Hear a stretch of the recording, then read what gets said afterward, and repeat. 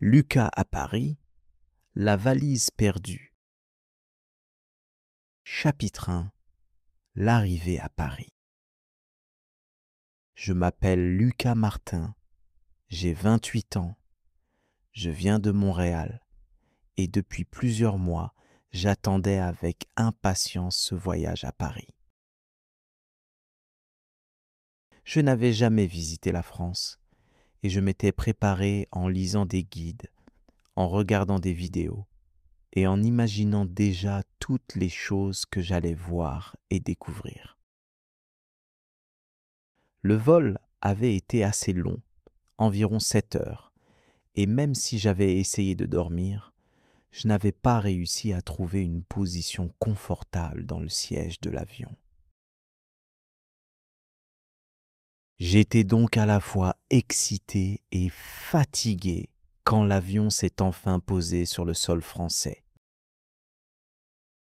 À travers le hublot, j'ai vu la piste mouillée par la pluie et un ciel gris qui me semblait très différent de celui de Montréal au printemps. Pourtant, au lieu de me décourager, cela m'a donné le sentiment d'arriver dans un nouveau monde, presque dans une nouvelle vie. Lorsque nous avons quitté l'avion, j'ai suivi les passagers dans les longs couloirs de l'aéroport. Les murs affichaient de grandes publicités en français, certaines pour des parfums célèbres, d'autres pour des expositions dans les musées de Paris. Je regardais tout, comme un enfant qui découvre un endroit pour la première fois. Je savais que la première étape importante était de récupérer ma valise. C'était une valise grise, de taille moyenne, avec une étiquette bleue sur laquelle j'avais écrit mon nom et mon adresse. Dedans, il y avait toutes mes affaires essentielles.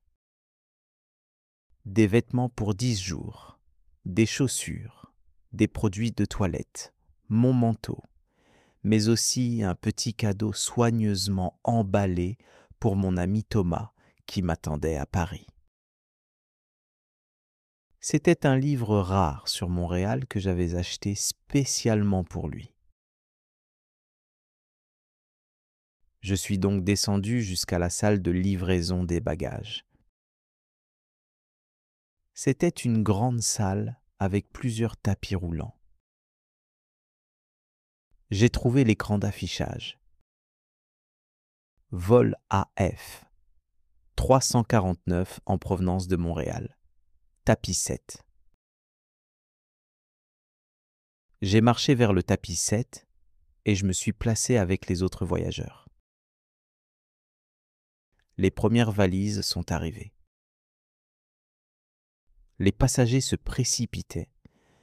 Chacun retrouvait son bagage avec soulagement, parfois avec un sourire. J'ai observé attentivement chaque valise qui apparaissait. Il y avait une grande valise rouge, une petite valise noire, une énorme valise bleue avec des autocollants, mais pas la mienne.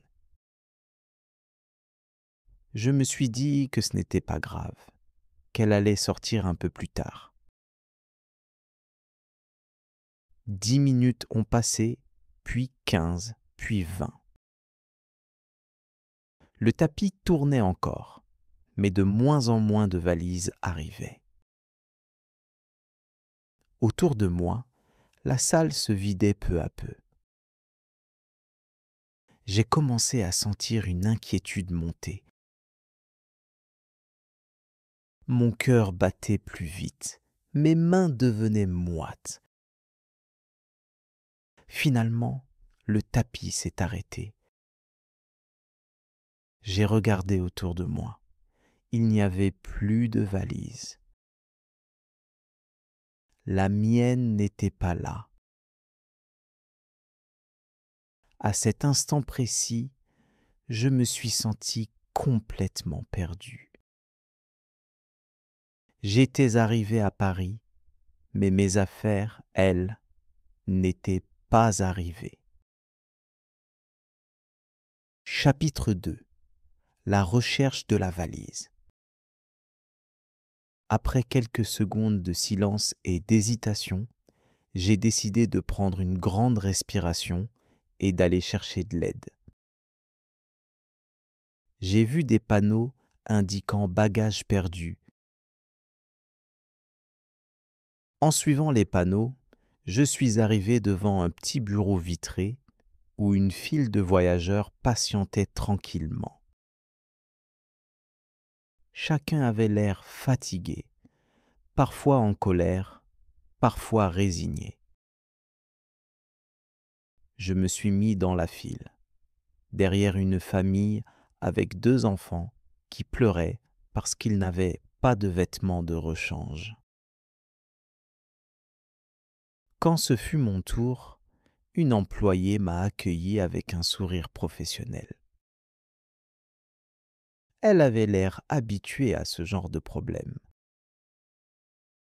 Elle m'a dit calmement : « Bonjour monsieur, quel est le problème aujourd'hui ? » J'ai pris une grande inspiration et j'ai expliqué. « Bonjour, je m'appelle Lucas Martin, je viens de Montréal. Ma valise n'est pas arrivée avec mon vol et je ne sais pas où elle est. » Elle a sorti un formulaire et a commencé à me poser une série de questions très précises. Elle m'a demandé la couleur de ma valise, sa taille, si elle portait une étiquette et ce qu'il y avait à l'intérieur. J'ai répondu avec le plus de détails possible. C'est une valise grise, de taille moyenne, avec une étiquette bleue sur laquelle il y a mon nom. À l'intérieur, il y a mes vêtements, des chaussures, mon manteau et surtout un cadeau pour un ami qui m'attend à Paris. L'employé a tapé toutes ces informations dans son ordinateur.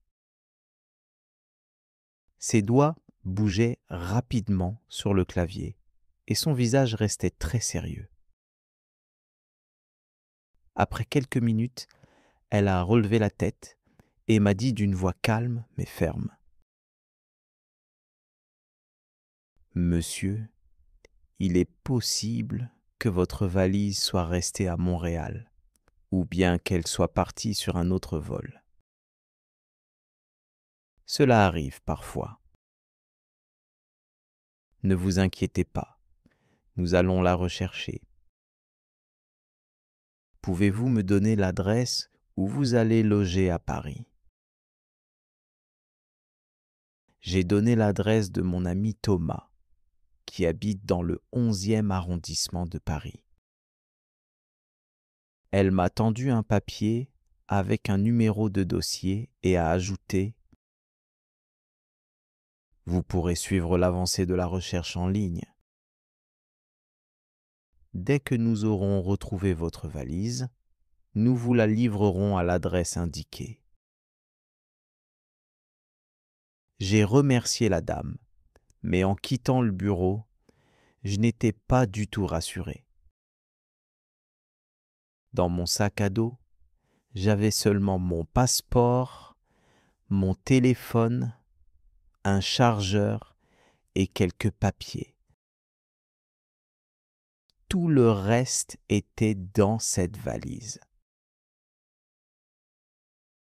Je me suis dit que ce voyage commençait mal. Pourtant, je savais que je devais rester calme et attendre. Chapitre 3. Une solution inattendue. Je me suis dirigé vers la gare de l'aéroport et j'ai pris le RERB en direction de Paris. Dans le train, je regardais les voyageurs autour de moi. Certains lisaient un livre, D'autres envoyaient des messages sur leur téléphone et quelques-uns dormaient avec la tête contre la vitre. Moi, je ne pouvais pas me détendre. Mon esprit était rempli d'images de ma valise. Je l'imaginais encore à Montréal, abandonnée dans un coin de l'aéroport, ou bien déjà transportée par erreur à Madrid ou à Rome. Cette incertitude me donnait un sentiment étrange, comme si une partie de moi-même avait disparu. Quand je suis arrivé chez Thomas, il m'a ouvert la porte avec un grand sourire chaleureux et m'a immédiatement serré dans ses bras. Lucas, bienvenue à Paris. Alors, comment s'est passé ton voyage? Je voulais sourire, mais j'ai tout de suite raconté mon problème. Merci Thomas. Le vol s'est bien passé, mais ma valise a disparu. Il a éclaté de rire, mais pas d'un rire méchant. C'était un rire de quelqu'un qui veut détendre la situation. Ne t'inquiète pas, Lucas. Ça m'est arrivé aussi une fois, quand je suis allé en Espagne.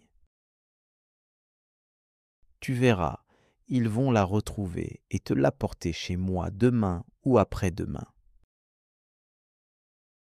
En attendant, tu es ici chez toi et tu peux utiliser mes affaires. Il m'a prêté un t-shirt et un pantalon. Évidemment, ils étaient un peu trop grands pour moi et je me sentais ridicule. Mais cela m'a aussi fait rire. Ce soir-là, nous sommes sortis nous promener dans son quartier. Les rues étaient animées, les terrasses des cafés pleines de monde, et les odeurs de croissants et de baguettes chaudes flottaient dans l'air. En marchant, j'ai eu une sorte de révélation. Ma valise était importante, bien sûr, mais ce n'était pas l'essentiel.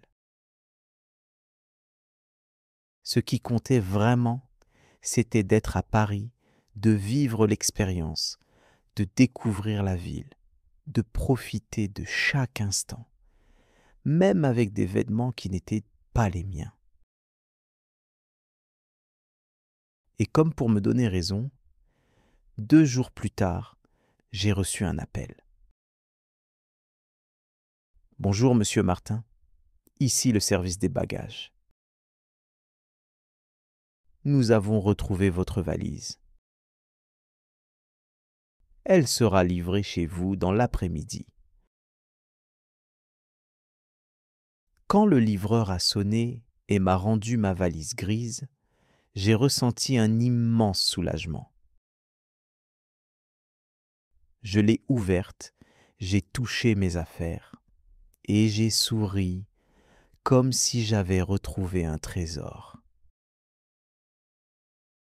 Cette aventure m'avait appris une chose.